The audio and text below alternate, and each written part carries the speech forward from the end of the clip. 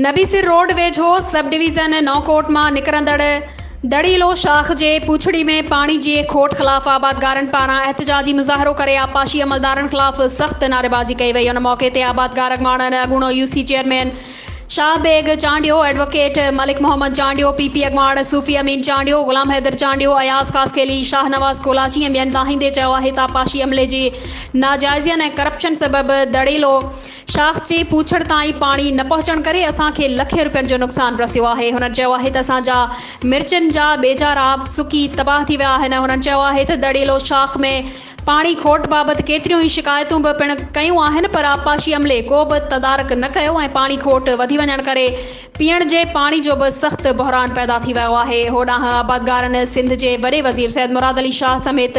वाॻियल अख़्तियारनि ऐं तक जे चूंडियल नुमाइंदनि खां घुर कई आहे त करप्ट आपाशी अमलो हटाए साणनि इंसाफ़ कयो वञे।